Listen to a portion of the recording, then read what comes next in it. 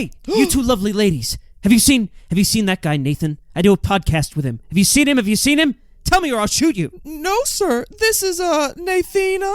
And, I'm Danielle. I guess they must have gone elsewhere. I'll see you lovely ladies later. Jesus, Daniel. He doesn't even recognize me, and all I've got is some shitty wig. Mate, what an absolute chump. Now dig on this.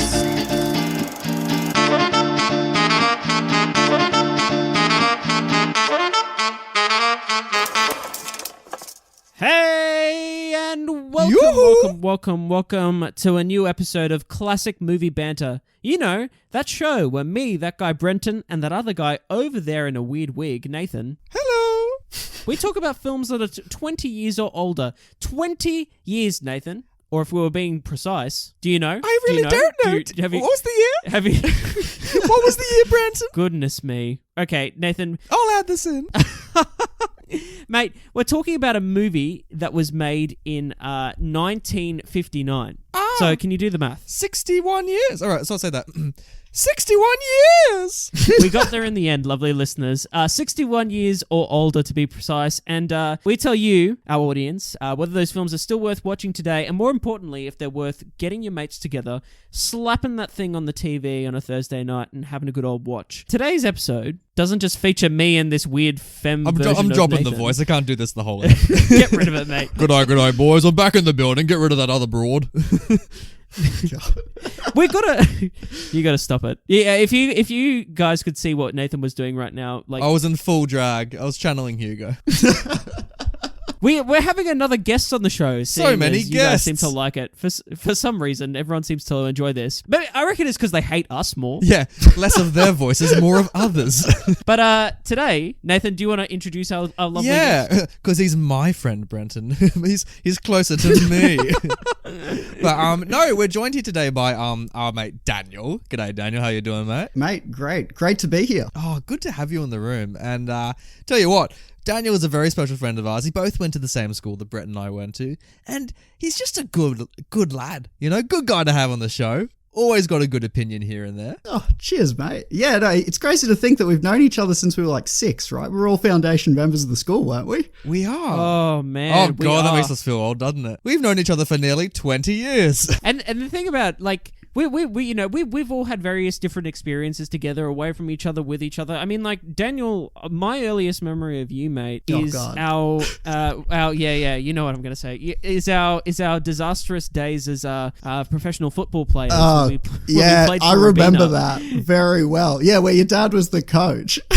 Yeah, my dad was our coach, and mate, we were terrible. We never scored a goal. It was we were that bad. Wow. Yeah, man.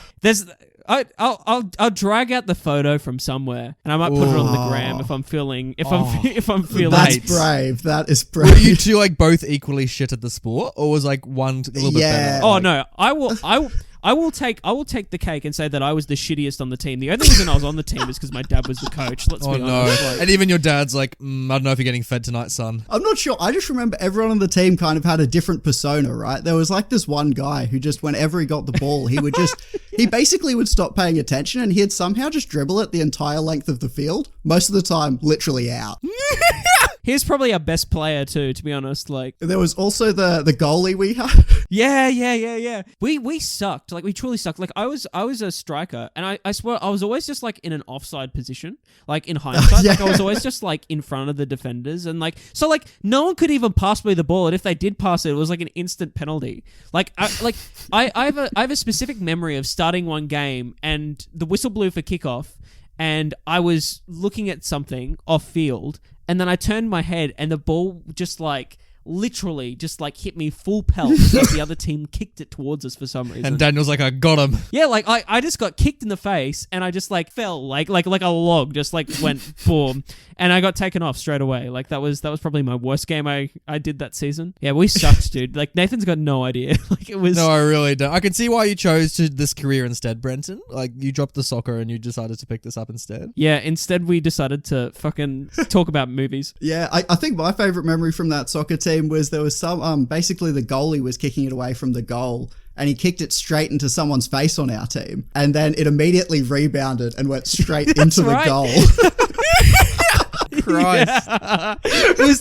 That was the best own goal I've ever seen in my life. It was amazing. Was that your head, Brenton? Was that your one goal? No, I was not a defender. But there was like a few people on that team. Like there was a few people from school on that team. I won't name names, but we all sucked. Yeah, and it was like, it was to be pretty fair, bad. like some of those people like grew up and had great athletic careers during school. But where are they now?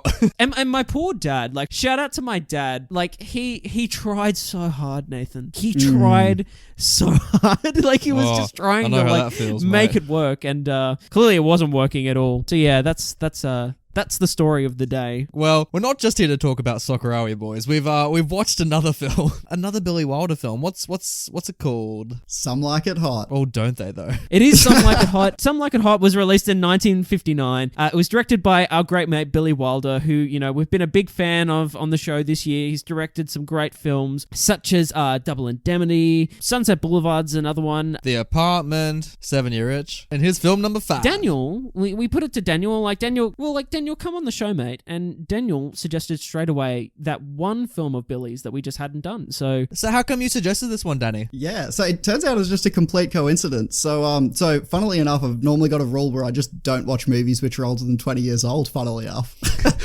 What a perfect show for you. I know. And it's kind of funny because I have this rule, but a while ago I was traveling Amsterdam with a friend who was trying to get me to consider movies older than this. So it was like day 4 of our trip in Amsterdam, and we had decided it was time to do something other than just, you know, have coffee. So we decided to go to the Eye Museum there. And there's this crazy setup there where you can just like sit in a booth and just watch a movie. So my mate picked Some Like It Hot, and it was terrible because we got, it's what, a 2-hour movie? We got like an hour and a half in, and then the attendant came and just kicked us out, and they said like, listen boys, this isn't a spot just to watch movies, this is a spot to appreciate the past. So I've just been holding out for the past few years just for another opportunity to watch the last half hour of this film. whoa, you finally caught up. That's a great story. God, that's torture, man. Like there's nothing worse than like being really into a movie and then someone kicking you out of the establishment and being like, oi, you're here to appreciate the good times, and you're like, oh, I thought I was doing that. No. There was like 4 other booths available. Like, mate, it was absurd. That's bizarre. And what, they provide the film, obviously, for you to watch. Yeah. They had like a whole on Netflix like setups. They had these little booths and these like touch screens, and they just had like hundreds of movies there. And yeah, you could just pick whatever. That's amazing. And I'm surprised they kicked you out. They're like, here's this great selection, but fuck off. Yeah. I'm going to do that to my friends next time they come around. I'll be like, let's watch a movie, but maybe an hour and I might change my mind. Oh, but I'm so glad I got to see the end. It's, mate, it was worth it. It was a bloody good ending. Well, let's get into it, Danny. Can you please pitch for us this movie? Can you pitch me the movie? Okay, so this is basically the original White Chicks. Wait, are you guys serious? Clearly that's the first comparison you draw, right? I love that, like, Danny, what's the movie about? And you're like, white ladies, they be crazy. But yeah, so basically it's just it's about two guys who are in a band and they end up getting chased by mobsters. Is this Blues Brothers? So the only difference is the only way that they can get away with it is by gender bending and pretending to be in a female jazz band. Very saucy. I like that. And I'm sure antics ensue, don't they? Oh, like you wouldn't believe. Nice. What's the tone of this movie, Danny? How would you how would you describe it? Well, if I was to use 2 words, it's White Chicks. White Chicks the movie. We did it. Fantastic. It's just a classic gender bending comedy. It's very light-hearted, highbrow humor, lowbrow humor, just the works. It's honestly, it's really good. All the humor. All the humor. Fantastic. Well, should we get into it? Let's rip off the Band-Aid and get into this. Daniel, you already said that you've finally seen the end of this film and it was worth it. So it sounds like you had a good time and it lived up to the hype. Oh, it did. I think, the sad part is I got kicked out really at the peak of it. And so this is a no spoilers part, right? Yeah. Daniel's so on top of this. I love it. Brenton was just baiting him just then, but he bloody passed the test. Well done, Daniel. Yeah, no, listen, mate. I'm a rule following fella, okay? You can't get me that easily. He's a real stand-up bloke. But yeah, I will tell you, the final 2 lines had me in stitches. That is maybe the Oh. best closing scene of a movie I've ever seen. It's just so good. Daniel's head over heels. What about you, Brenton? What did you think? Going into this, because Nathan, you've seen it before. You've mentioned Yeah. that you've seen this I've been before. hyping this up for like 4 episodes every time we've chatted about Billy Wilder. Yeah. So I sat down to watch this, and I literally, I do this sometimes where I know nothing about the movie. I know that Marilyn Monroe's in it. I know that Nathan kind of likes it, which was, concerning. Fuck you. And so I sat down, and I just didn't really know what to expect. And when you say Some Like It Hot, you think that it's probably going to be like a romantic comedy type deal. I had no idea that the mob was going to be involved, that this was going to be about 2 rando jazz players that are just like hopping their way over to Florida to escape, the Chicago mob because they're witnesses of a crime. And then like the whole thing is just this weird gender bending like comedy where they try to pick up Marilyn Monroe basically the whole movie as women. I got to say, like, that premise alone, like I think it's like obviously like Daniel said that it set the trend for white chicks. Yeah, But it also pretty sets much. the trend for a lot of like of those gender bending things. Actually, maybe no, it doesn't. Actually, no, that's not true. It doesn't set the trend because like, Shakespeare, fucking, we all know about Twelfth Night and we all know about that shit. Anyway, but getting back to the point that like this movie, besides that it's doing like these very stereotypical things that we've seen a million times, it still lives up to it today, man. Doesn't like it, it still like does new enough things. It still has great one-liners in it. It's still got enough meat on the bone that it keeps you just like enticed the whole way through. It's so entertaining. It's so well paced. It's so well made, obviously, because Billy wrote it and made it. And so like you could literally just watch this like at any point. I've seen it once. I could watch it again. Nathan had seen it before. Daniel had seen most of it before, and you guys happily sat down and watched this thing again. So I think that's the highest price I can give it. It's just a good time. Fuck, I love this film. And it's funny because like you and me, Brenton, we saw Jack Lemmon like do The Apartment, and he was this like great kind of pathetic actor in that, really down on his luck kind of guy. And here he is doing this comedy with another great comedic talent as well. And they're just incredible. They're so funny as these women. Like, God, they're so funny. And they sell it. And like, and it's great because Danny and I were talking about this as we saw the film. It's not just them two that carry the movie. Every supporting actor is like giving their best work in this as well. Man, I'm still waiting for my coffee guy. He's my favorite. My God.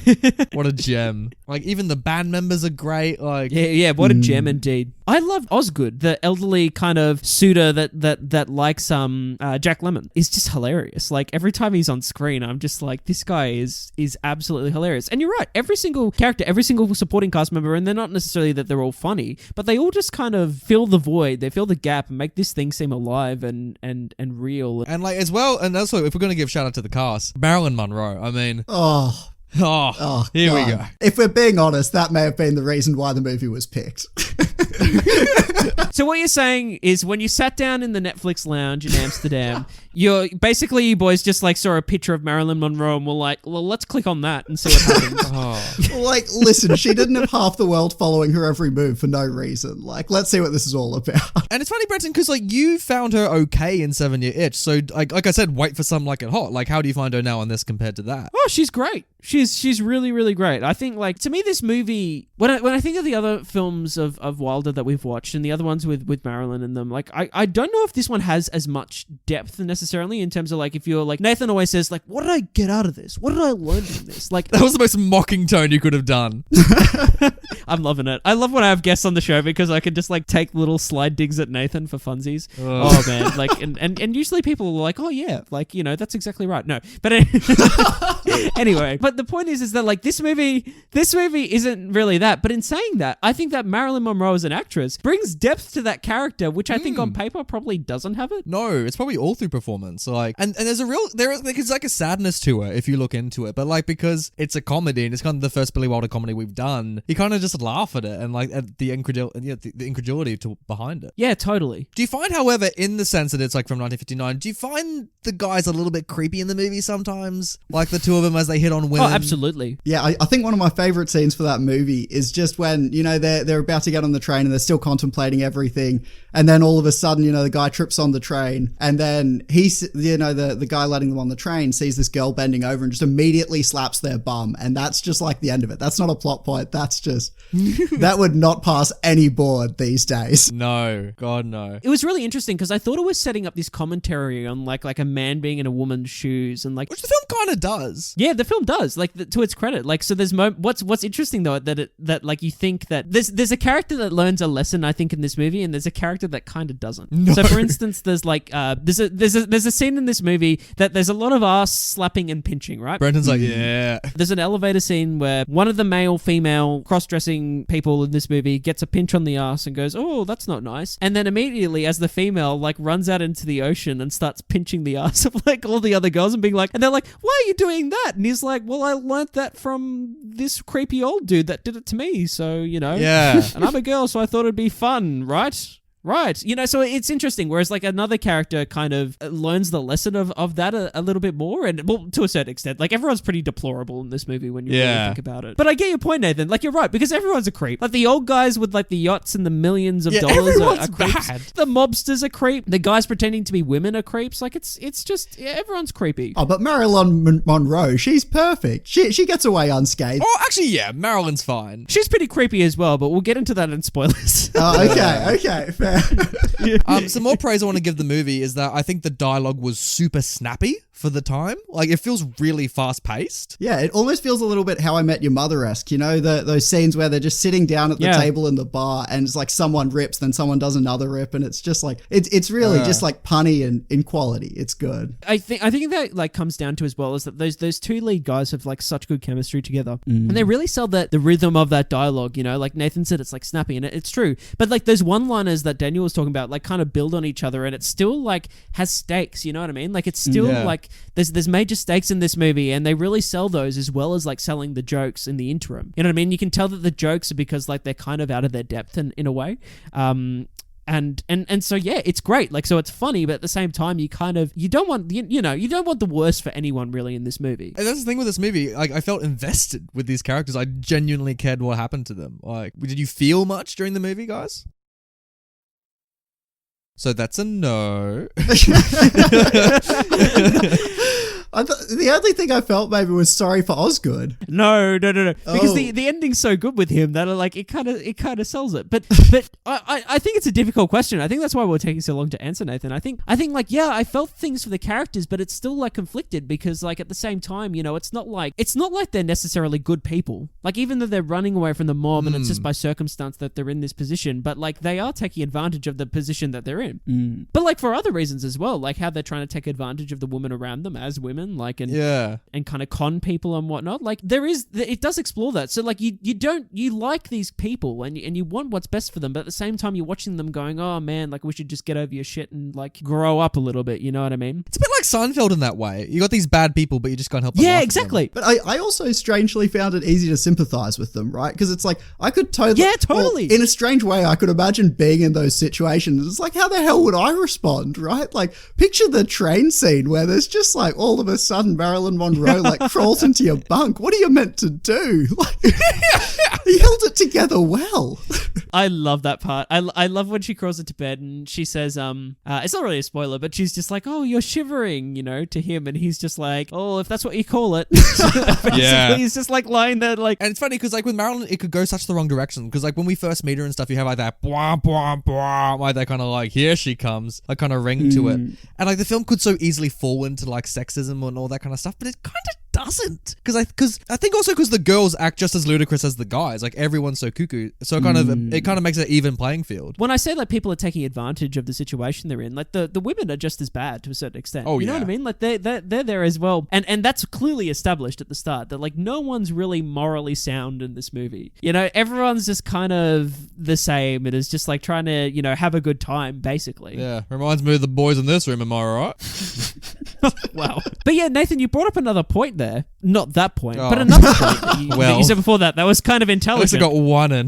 That was when you said the blump blump blump when Marilyn came in, because I thought the soundtrack was really good Oh. too. The music's great. Yeah. Well, the premise is about them in a band, so like it's baked into the plot. There's a few musical sequences in this yeah. that I got around. Let me tell you, like I was just like, oh damn, I like these beats by Dre. Yeah, beautiful jazz soundtrack. Yeah, something I want to talk about in spoilers as well, about one of those songs, Nathan, that I think I've heard before. Oh, here we go. Well, it sounds like you're bloody itching to get to spoilers. Do you want to just rate the movie? You're fond of me lobster, ain't you? Daniel, you are our honoured guest, and you brought this film up today, so you can rate it first. What do you give it, a thumbs up or a thumbs down? Absolutely easy. It's a thumbs up, right? Like, even just on the first 3 quarters alone, and the final quarter is, where it all happens. Even before seeing the ending, Danny's like, "Oh, we got to do this. Yeah.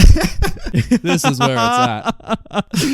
But it's funny because like the normal meter that we measure these movies on the show, Danny, is that we ask if like, oh, on a Thursday night, would you put it on with mates? And like truly, I believe like if I put this on for a bunch of mates, I think people would get around it. Like, Yeah, I imagine a bit of reluctance to begin with because it's such an old movie, but yeah, I reckon 10 minutes in, everyone's come around. and here's the thing as well. Like we did mention before, it's in black and white, but I don't think that really matters that much with this kind of story. Not at all. Like you don't need it to Yeah. be big. It can't be too much if it was all in color, to be honest. Like it'd be too in your face. Yeah, I feel like they did a really good job with like a lot of like the scenes, the colors and everything. It still makes like, the lack of color, but like the color that everyone's wearing, it really makes the main characters stand out still. Like they still do a yeah. great job of it. Like they don't need color. Honestly, I think this is a great Thursday night movie. Also, a great date movie. I think this would be perfect to watch with a girlfriend or boyfriend.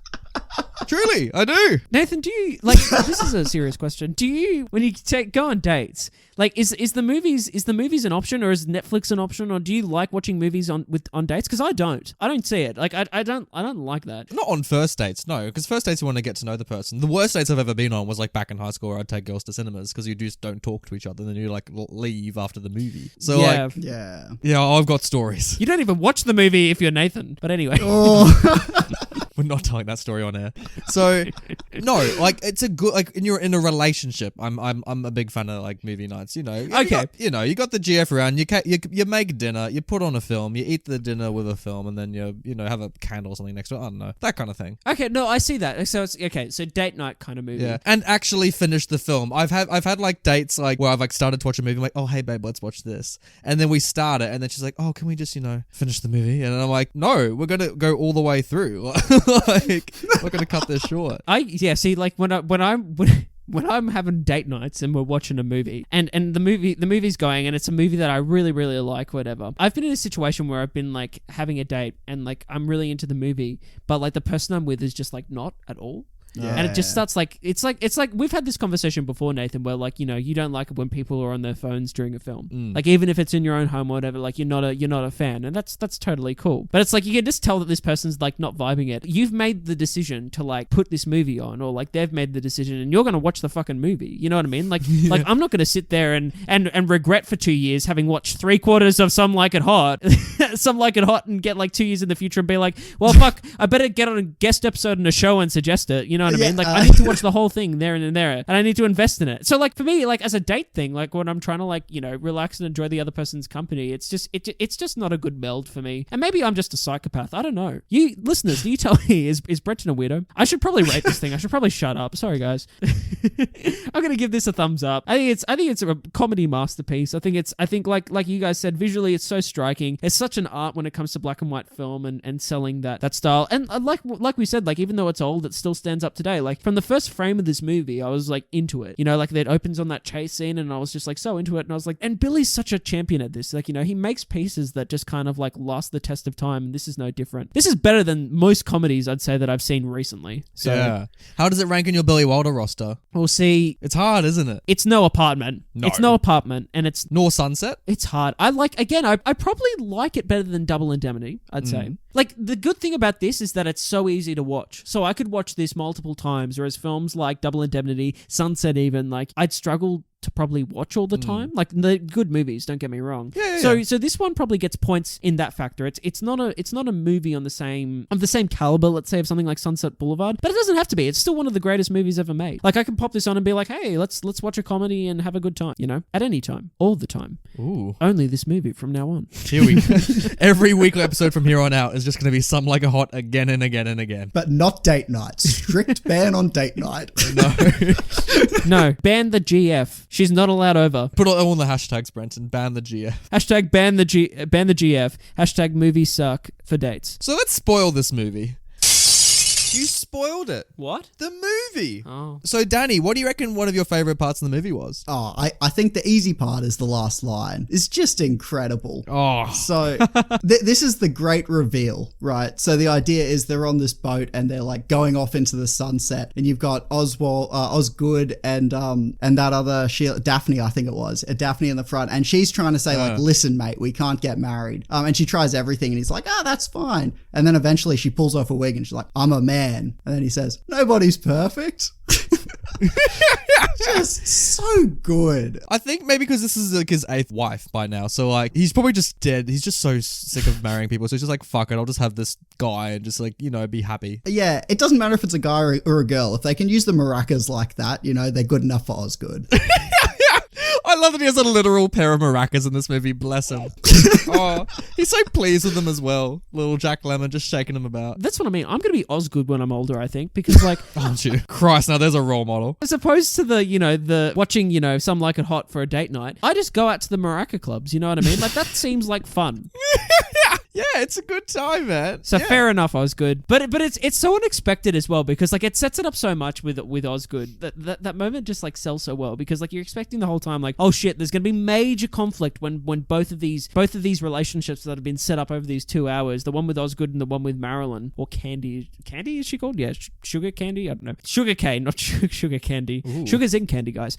No. So we get to the end and we're going, oh god, like there's gonna be massive fallout at the end of this, because like in every other movie I see, like the conflict's just insane. The conflict doesn't actually come from those relationships, because at the end of the day, Sugarcane's like, oh yeah, man, let's go. I don't care that you're not British, obviously, with that shitty British accent, or you're not a millionaire. Oh, yeah. Like you seem like a cool dude. Let's go off together. And then he's like, dude, I'm a guy, like, and you've just proposed to me. And he's like, mate, let's make it work. My mum wants to see me married, and I'm like 65. Yeah, how old is his mother by this Get point? in the dress and let's go down the aisle and we'll sort it out later.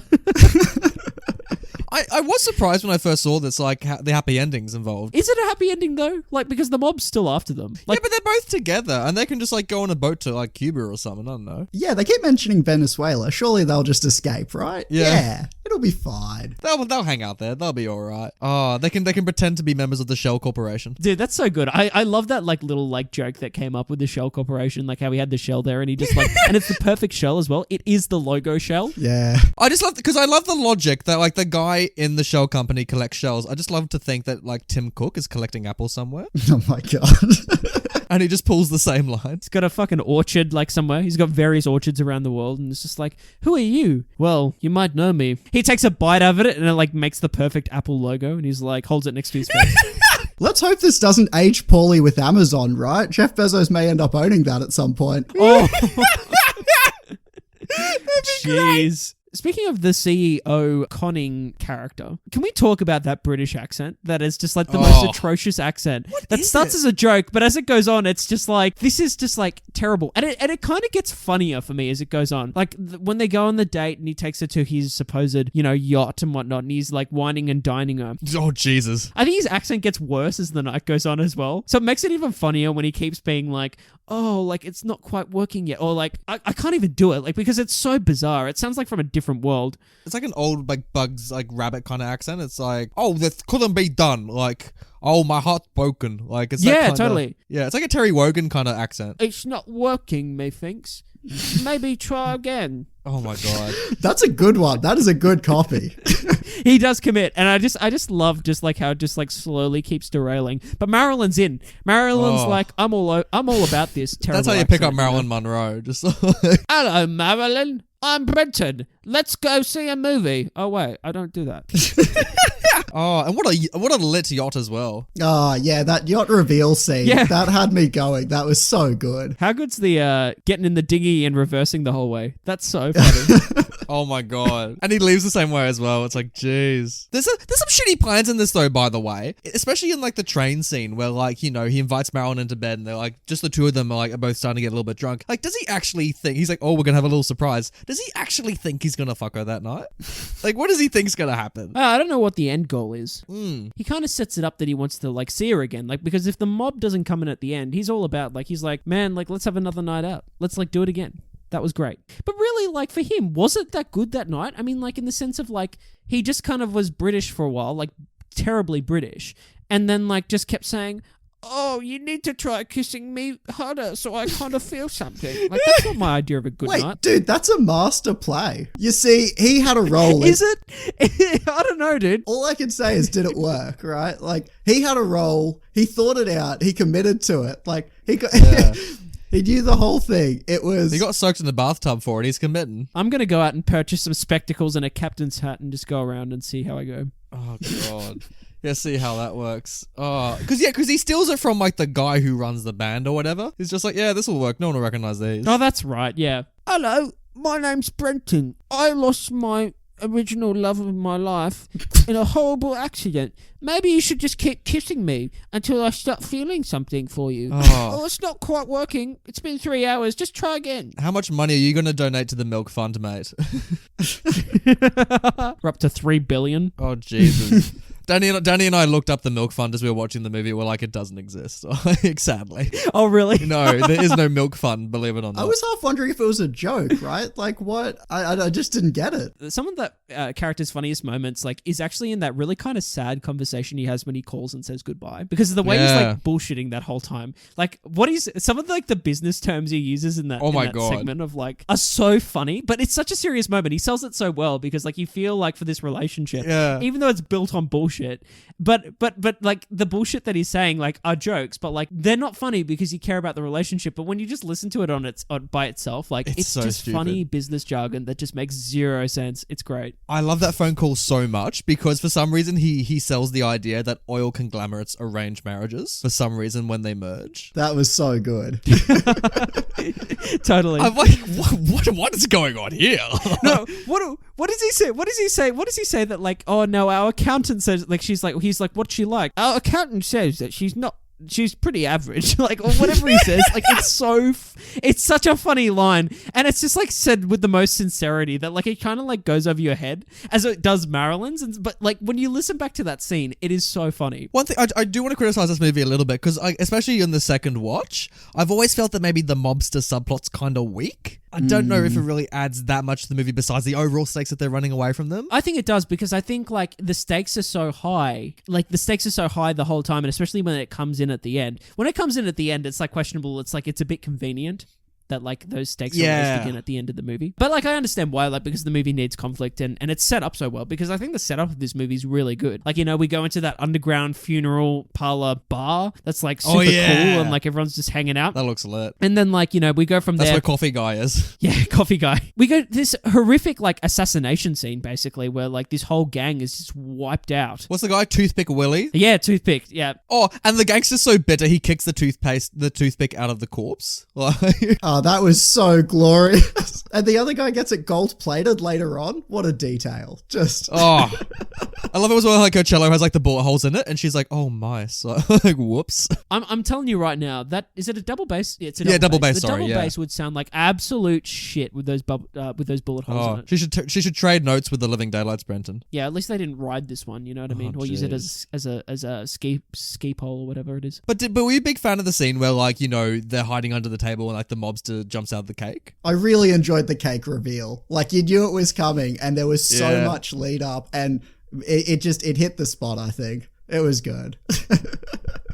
Would you eat that cake, Danny? Yeah, well, that was another just incredible line. Like, don't wreck the cake. I need to bring some home for my kid.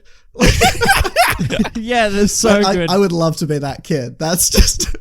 But boys, as well, like, you want to be the kid, but like, if I was ever to be assassinated in my life, that's the way I'd want to go. Have the whole crew sing happy birthday to me. Someone bursts out of the cake with the Tommy gun, and it's just like my last moment's kind of bliss and with a nice surprise. We should have done that instead of El Dorado, Brenton. Things just got very real on the show.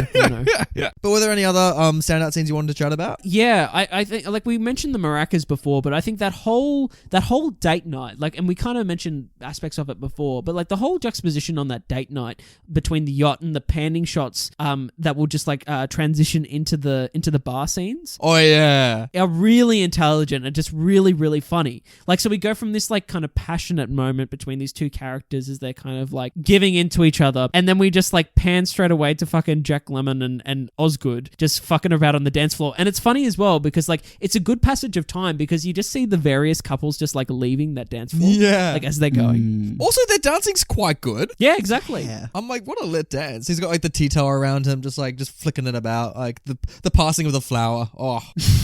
How is Jack Lemmon's character, like how like he like it's like insinuated that he like basically hypnotizes himself so he believes he's actually a woman, like how he's like, I'm a girl. It's like, all right, buddy, like start saying you're a boy again. I'm a boy. Okay, Yeah. fine, I won't get married, all right? Like, fine. I'm a boy. Jeez. It's Oh, bizarre. God. But it's funny. It is funny. Well, how about we dive into some special segments? Special segment.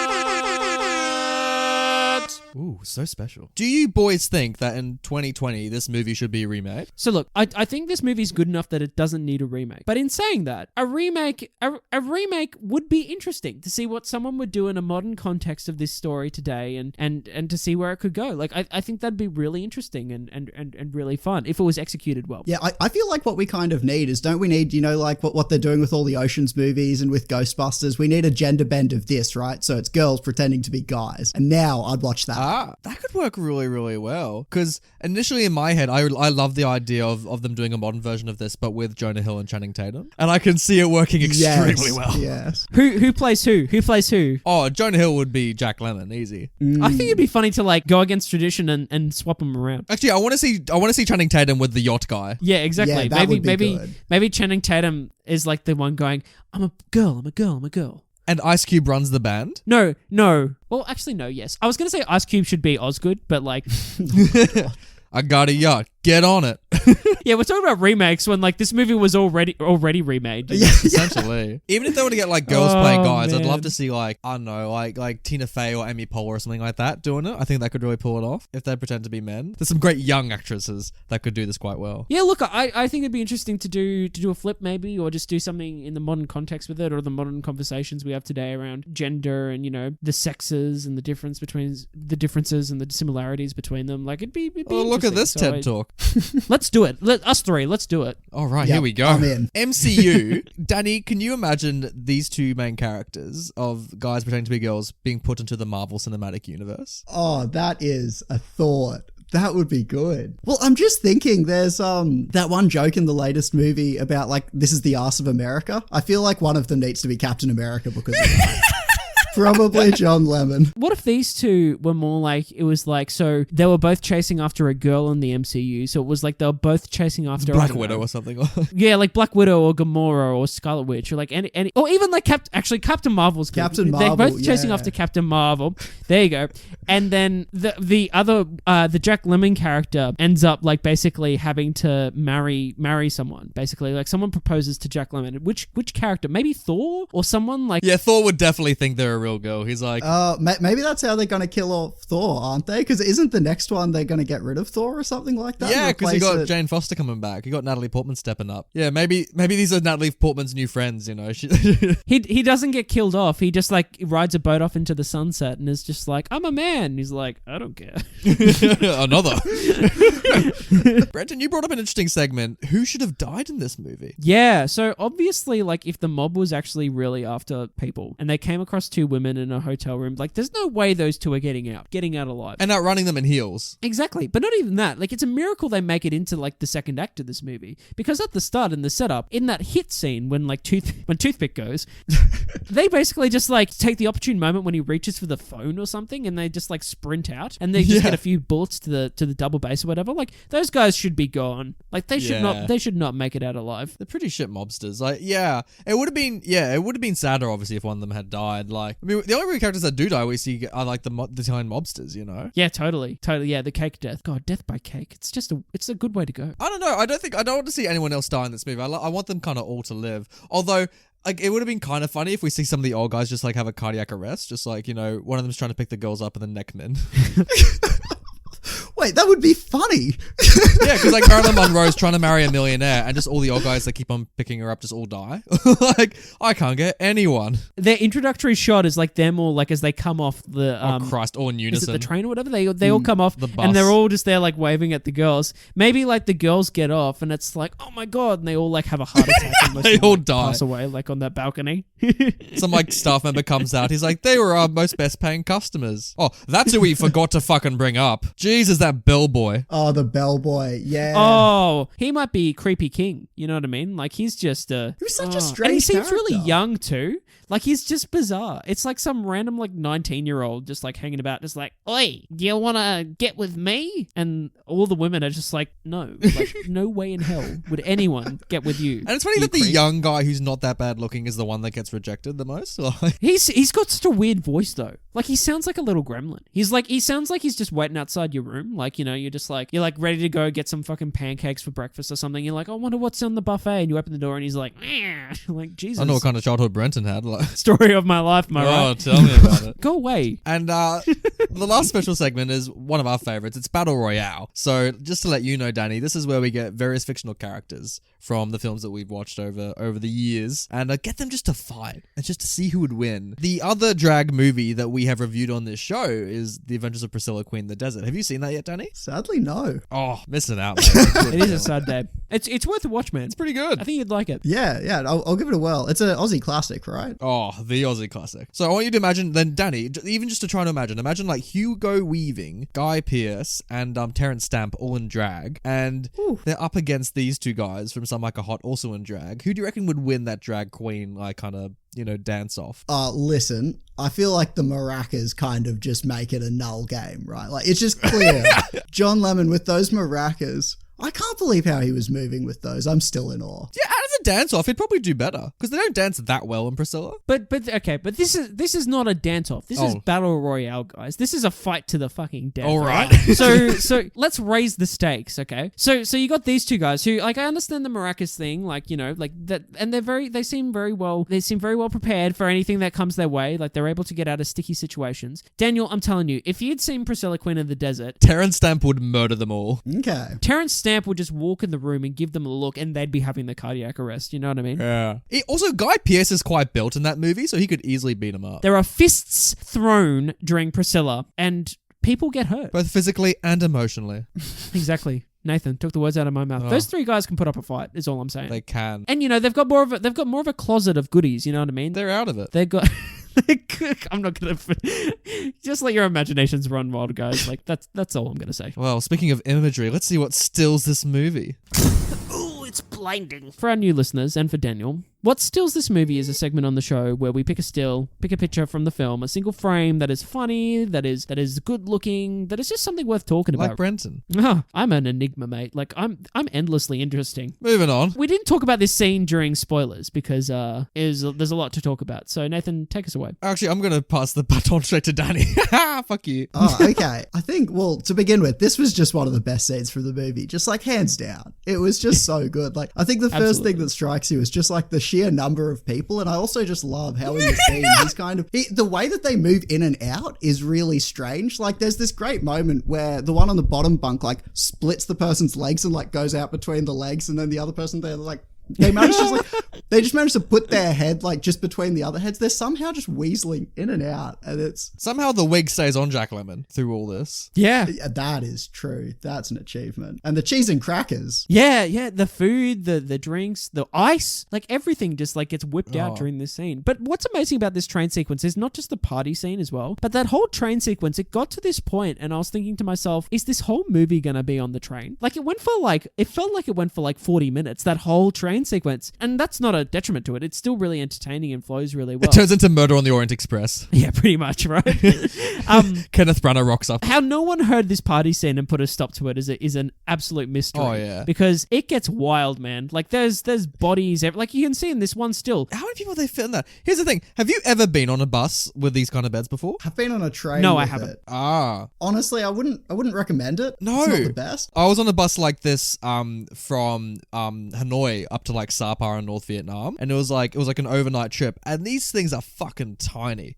Like, it's a miracle you can get one body in there. So I was watching this going, how the hell did you get multiple people in this? Can we make an agreement, boys, right here and now on the show? If one of us, if we're ever all on a train or a bus or a plane that has this type of betting situation, Slumber can we party? just throw the party? Yeah, can boy. Can we just start? Oh. Can we just invite in all the patrons and just be like, oi, we got bourbon up here, we got some crackers, we got some Ferrero shares, we're just gonna pass them out. It wouldn't be the worst time, you know?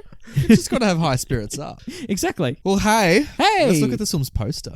Banter. Yes, Let's look at this film's poster. but is it art?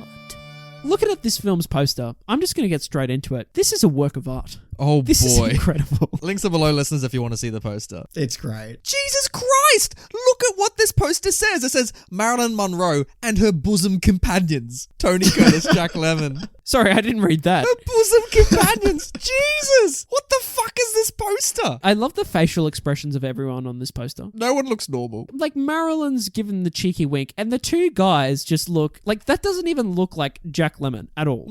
and Tony Curtis, it kind of looks like him. He looks so But fun. like they both, like if you didn't know any better, like you'd be like this story. Like if I was just looking at this poster, it'd be like these two look like her evil twins that are ready to like murder Mummy. Like that's kind of the vibe I'm getting from this poster. Do you reciprocate that, Danny? Yeah, I feel like my takeaway from this poster is very much, it's, you know, that meme where it's like the more you look at it, the stranger it gets. Yeah. Totally. It's definitely that. It's just, yeah, like you said, those expressions. It's the way that Jack Lemmon moves his lips. It's a little bit like Jim Carrey, isn't it? It's like, how did he pull that off? You know what? Yeah, there is a likeness there. You are right. His physicality and his facial expressions are just like Carrie's a really good person to compare him to because like he's just like you see with the maraca dance. He can just do anything. He just sells anything. It's like him. Like when you say like there's a scene in this movie that like, you know, he's in bed and he's still dancing or whatever, and you'd be like, oh, that sounds stupid, but he sells it and makes him like likable and funny and cool. But getting back to the poster, Is there anything you'd change about it? Obviously, besides removing the bosom comment. Well,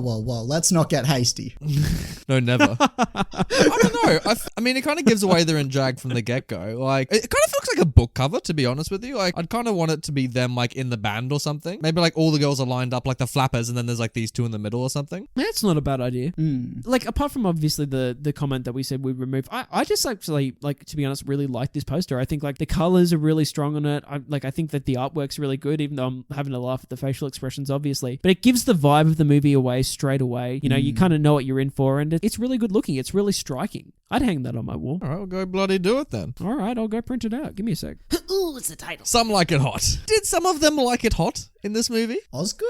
Osgood did like it hot, I tell you what. I mean, we did get the titular line at one point in the movie. We got a title drop at one point. Oh, we did. Which is it such a weird reference? I thought it was a good one. Because it refers to the music. It's like the jazz or the classical. Totally, but I think it kind of worked. Is this a good title? Was there anyone that liked a beverage hot? Some like it hot. I mean, I guess Florida's hot. Like, there's probably hot there. Dude, coffee guy? He liked it hot. Yeah, coffee guy definitely liked it hot. Liked it hot. They were getting ice for the drink, so they didn't like it hot. I guess it refers to like that jazz band is pretty hot. Like, you know, when Marilyn first sings, it's, Yeah. you know, she's liking it hot. Those maracas were pretty hot. That's what they should have called the movie. These maracas are hot.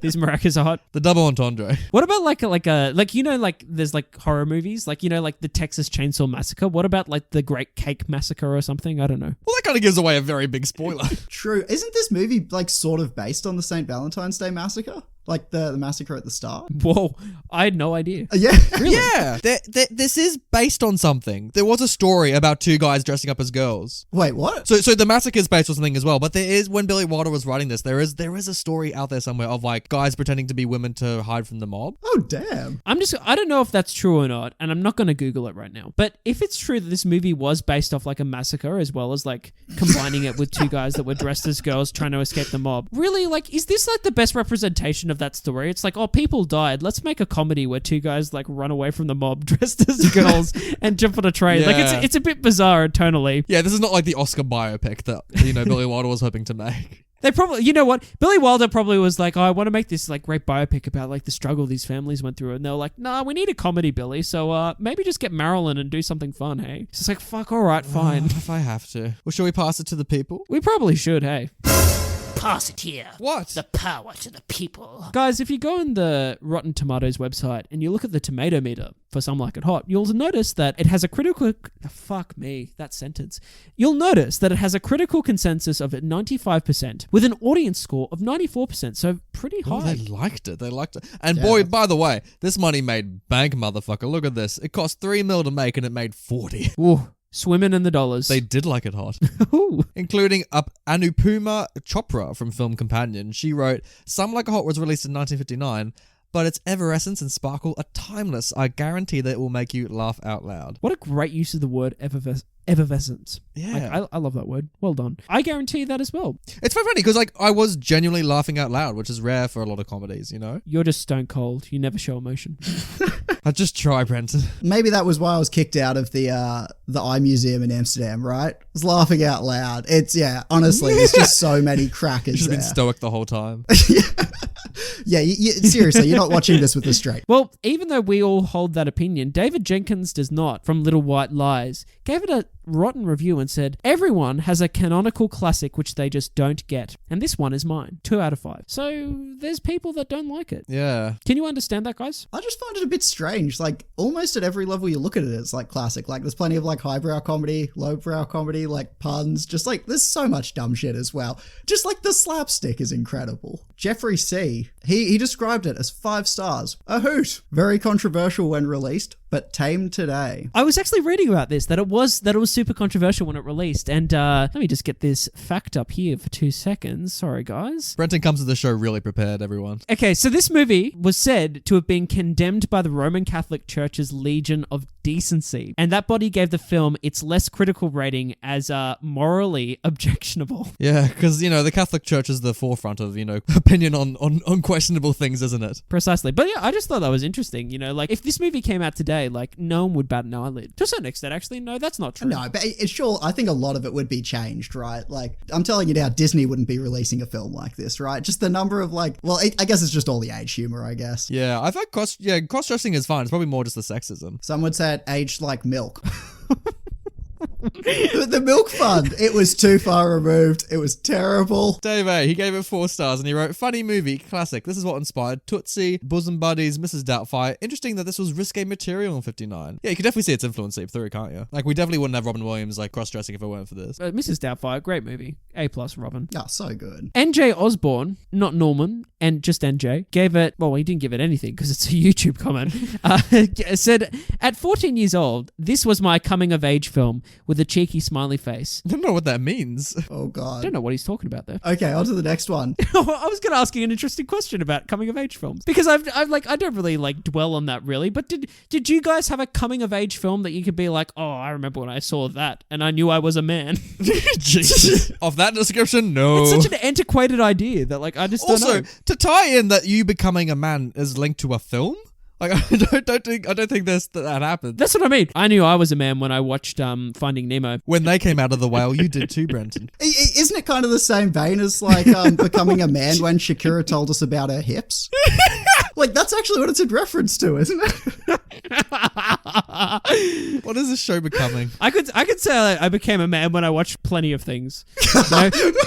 Listeners, get me out of here. Come on, Nathan, give us an example. What's the last review? Oh, God. Come on, Nathan. You gotta give us one. Give us one. Come on. Just like, it doesn't have to be serious. Finding Nemo's not serious. That Come on, I Nathan. became a man too. You knew you were a man when you watched. Oh, probably when I watched Mulan and they said, I'll make a man out of you. I'm like, boom, there it was. Oh, good answer. Good answer. You're going to be a good dad because that was a good dad joke. Thank you. The YouTube review from, I don't know how to pronounce this, but I'll call it G-Nil Titbits. He said, I ship them hard. Don't we all? That's a weird sentence because I find like when sentences are like, or comments on anything like via Messenger or like on social media, it's like a short sentence with like a full stop. It just sounds really like aggressive. It's like, I ship them hard. Oh, they do ship them hard. Do you guys ship them hard? I'm glad they ended up together. Like, you know, there are worse couples in the world. Yeah, listen, if I was the mum, I'd be asking for the prenup, but other than that, I'd back him. Let's be honest. The first month is probably going to be a hoot, right? Like, it'll be a good 1 month. Yeah, it would be interesting to see if they actually last. Do you reckon sometimes she'll just be like to him, oh, hey,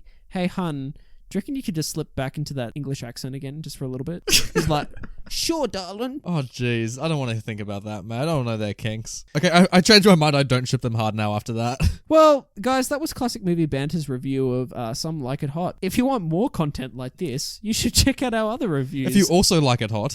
But in all seriousness, tell us what you think. Tell us what you think of Some Like It Hot on our social pages such as Instagram, Twitter, YouTube, or just send us an email if you really want to get in touch. That's how we found Daniel.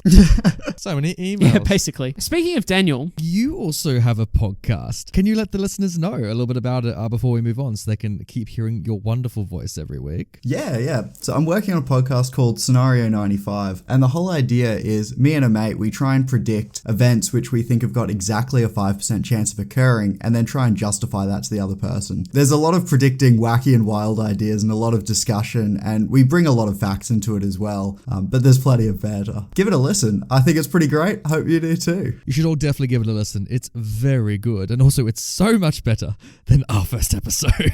You guys seem to be way more organized than we were. So yeah, make sure you guys follow them if you want to hear more about that. thank you so much for suggesting such a fantastic film for us to review today. And not only that, for coming on the show and sharing your thoughts and feelings and putting up with my bullshit. So thanks for that, mate. No, Much Brenton. appreciated. Our bullshit. No, you know what? I'm just really happy that I got to see, I just get to see Brenton's long, luscious hair. It's developed a lot since we were younger, and I'm a huge fan. Christ. He's just trying to do some Aslan cosplay right now. Like, shave it off. And he's like, no, I got a raw. Yeah, no, thanks for having me, though. Oh, dude, like any time, mate. Like this episode today has inspired me to get us all together and to have a good game of football. You know what I mean? See if our skills have improved at all. My God, yes. I'm so in, actually. That would be awesome. But let's not do it now, guys. I don't want to start the soccer game in my room now. Brenton, put down the ball. Oh, settle down, Nathan. It's all good. We're just using your lamps as goalposts. Come on, set them up. No, they're valuable. Not my lamp. It was still an own goal.